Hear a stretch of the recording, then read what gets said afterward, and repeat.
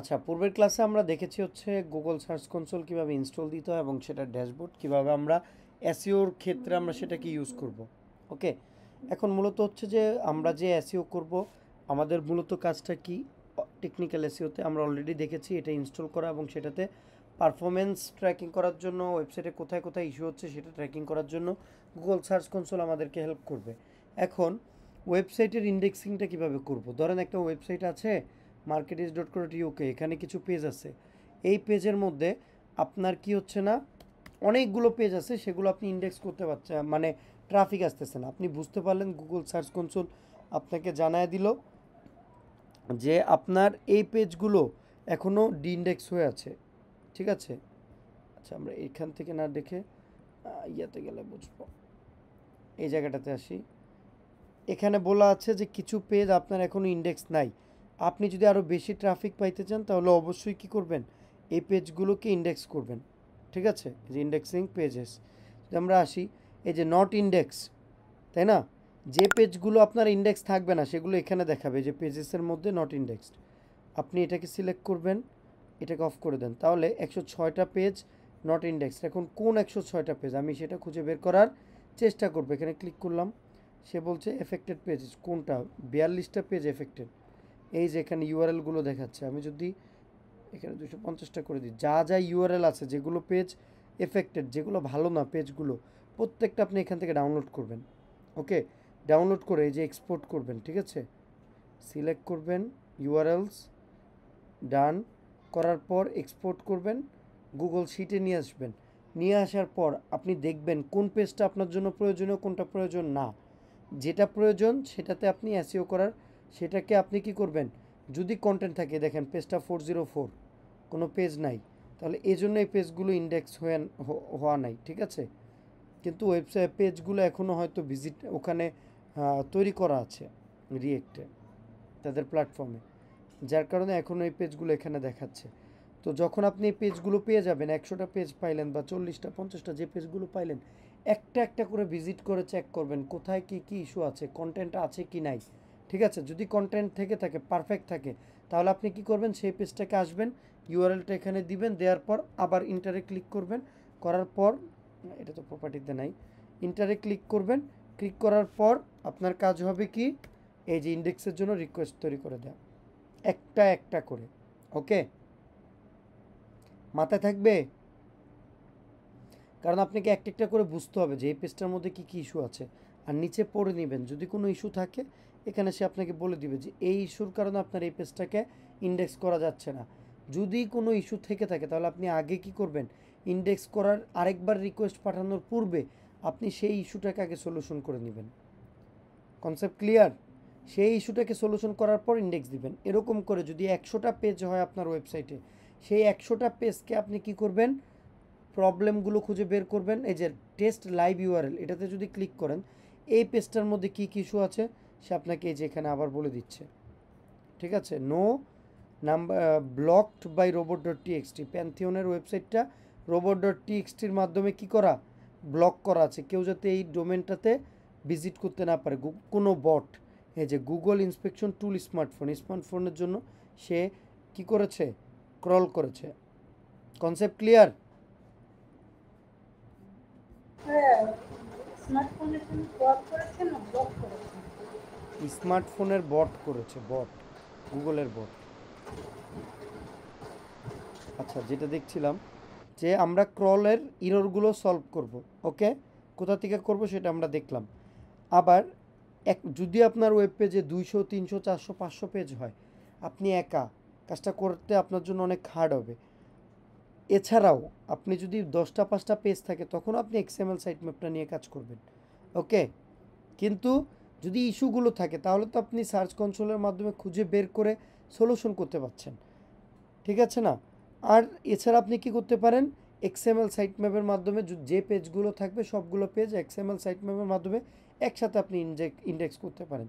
যেমন আমার এই পেজের মধ্যে যখন আমি ওয়েবসাইটের মধ্যে র্যাঙ্ক ম্যাথ আমরা দেখিয়েছি, র্যাঙ্ক ম্যাথটা যখন আপনি প্লাগইনটা ইনস্টল করবেন তখন সে আপনাকে robot.txt-টা অটোমেটিক্যালি ইনস্টল করে দিবে, তার পাশাপাশি সাইট ম্যাপ ইনস্টল করে দিবে। সাইট ম্যাপটা যদি আপনি দেখতে চান, আমি সাইট ম্যাপ ডট এক্সএমএল লিখে সার্চ করলাম, যদিও নামটা অন্য কিছু। আচ্ছা, এই যে page site map dot XML, এটা যদি যাই, এই যে যত পেজগুলো আছে সব সাইট ম্যাপের মধ্যে এই পেজগুলো এখানে দেখাবে। ওকে, আপনার পেজগুলো যতগুলো সাইট ম্যাপে থাকবে সব এখানে দেখাবে। আর এটা অবশ্যই কি করবেন, ইন্ডেক্সের মধ্যে রাখবেন। আর গুগল কি করে, এই পেজের সাইট ম্যাপটাই, পেজের সাইট ম্যাপ না, এই যে যে আপনার ওয়েবসাইটের মধ্যে যে সাইট ম্যাপটা থাকবে সেই সাইট ম্যাপটা আপনি কি করবেন, সাইট ম্যাপ ডট এক্সএমএল, এটা যদি আপনার সাইট ম্যাপের লিঙ্ক হয়, আপনি কি করবেন, এটাকে সার্চ কনসোলের মধ্যে এই যে একটু নিচে চলে আসবেন, সাইট ম্যাপ পাবেন, ঠিক আছে। এই সাইট ম্যাপ, সাইট ম্যাপের এখানে যেটা ডোমেনের নাম এটা তো থাকবেই।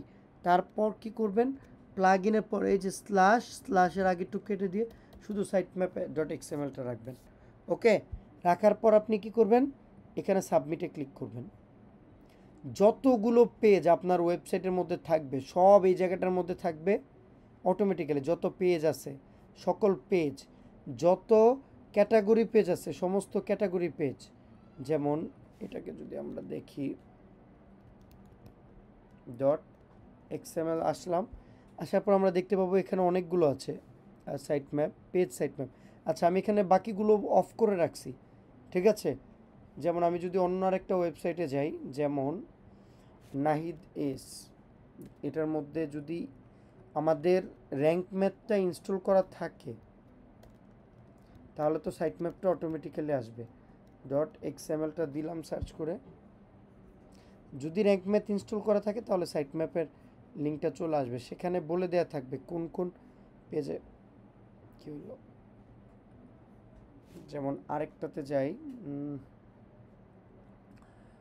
এমএফ সরকারেরটাতে যাই, দেখি উনি করছে কিনা।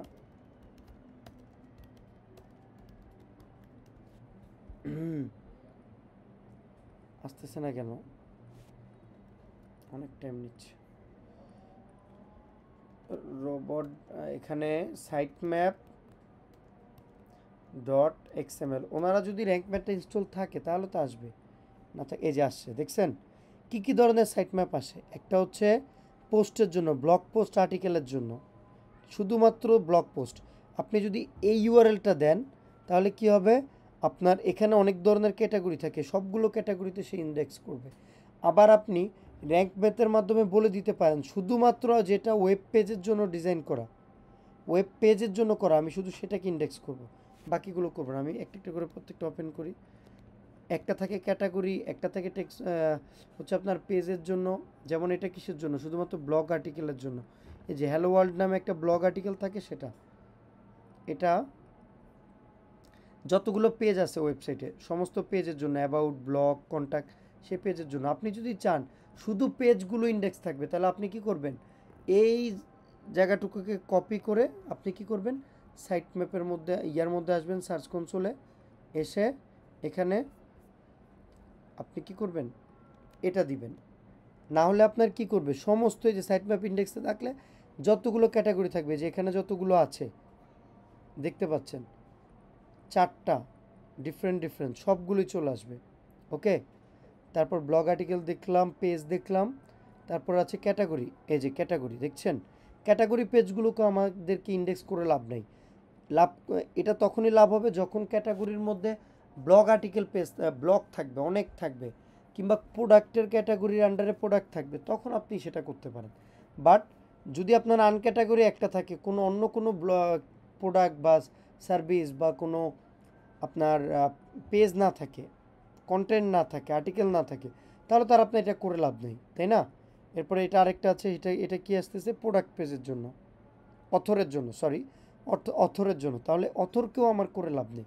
শুধু আপাতত যেহেতু পেজটা আমাদের জন্য ইম্পর্টেন্ট, তাহলে ইন্ডেক্স করতে পারে নাহিদ ভাইয়া শুধুমাত্র যেটা পেজ, এই যেখানে এটা হচ্ছে পেজ, দেখছেন এই পেজের ইউআরএলটাকে ইন্ডেক্স করতে পারে সাইট ম্যাপের মধ্যে।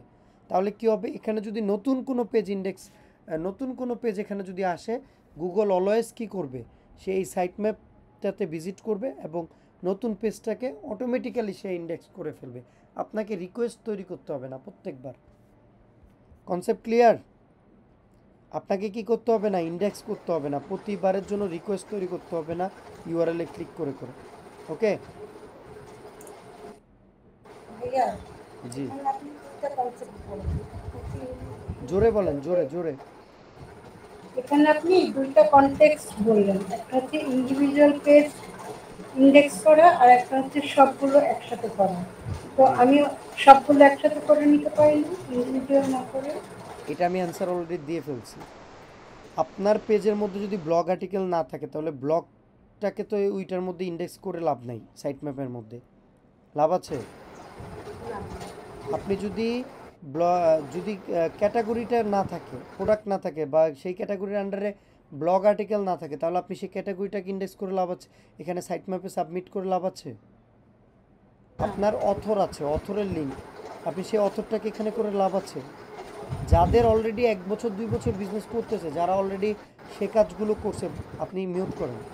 আপনি যেখানে যারা ইন্ডেক্স করছে, কন্টেন্ট আছে, তারা সেখানে সবগুলো করতে পারে যখন প্রয়োজন পড়বে, বাট যখন নাই তখন তো শুধুমাত্র, যেমন আমার মার্কেটিসের ওয়েবসাইটের জন্য নাই, আমি কি করছি, শুধুমাত্র পেজটাকে ইন্ডেক্স দেখাইছি, তাই না? আমি তো এক্সপ্লেন সহ বলে দিলাম যে আমার কাছে শুধুমাত্র এখন পেজটা প্রয়োজন, অথর বা আদার্স কোনো প্ল্যাটফর্মের প্রয়োজন নেই, আদার কোনো পেজের আমার প্রয়োজন নেই। এই জন্য আমি কি করছি, এখানে মার্কেটিসের জন্য যেটা আমার করা, এখানে যদি আমি আসি মার্কেটিসের জন্য, গুগল সার্চ কনসোল, দেখতে পাবেন কি আছে এখানে, শুধুমাত্র আমার কোথায়, আচ্ছা, প্রোডাক্টস অফ হ্যাপিনেস,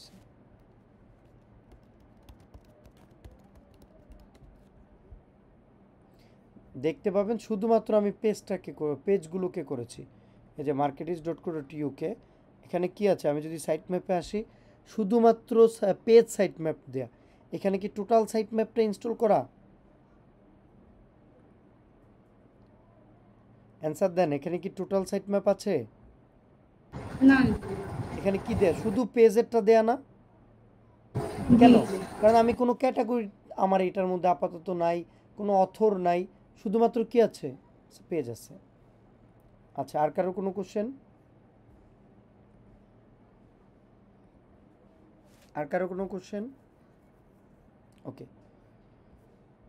তারপর কি আছে তাহলে, রোবট.txt হচ্ছে একটা ফাইল।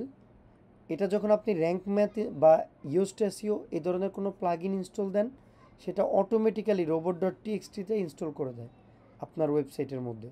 ঠিক আছে, এখন আমি যদি ভ্যাটটাতে দেখি robots.txt-টা ফাইলটা আছে কিনা। এটা একটা HTML ফাইল, এই যে দেখেন এখানে আছে। এখানে কি বলে দেওয়া আছে, allow user agent, allow all, যে কোনো কিছু এখানে, যে কোনো ধরনের পেজ, যত পেজ আছে ওয়েবসাইটে, যত অথর আছে, যত ক্যাটাগরি আছে, সব গুগল ইন্ডেক্স করতে পারবে। কিন্তু আপনি যদি বলে দেন যে আমার এখানে, যেমন আমরা apple.com-এ যাই, apple.com-এর robot.txt ফাইলটাতে যাই, আসছি, আমি এখন কোথায় আছি,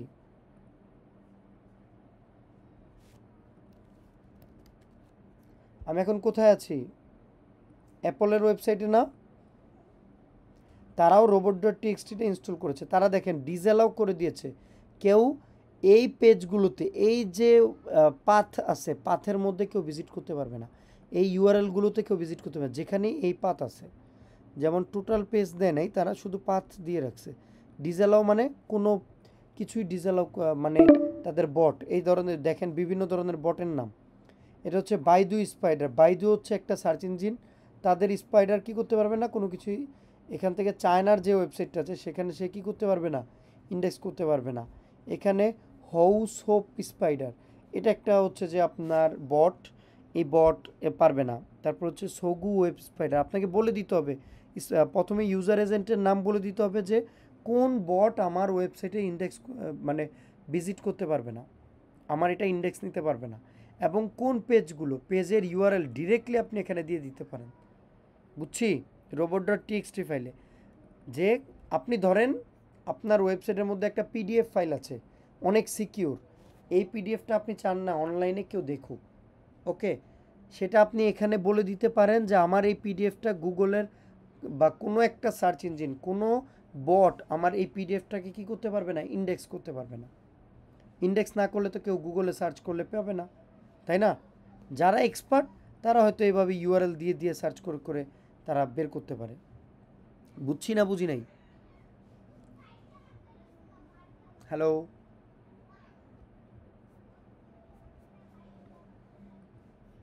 কারো কোনো কোশ্চেন?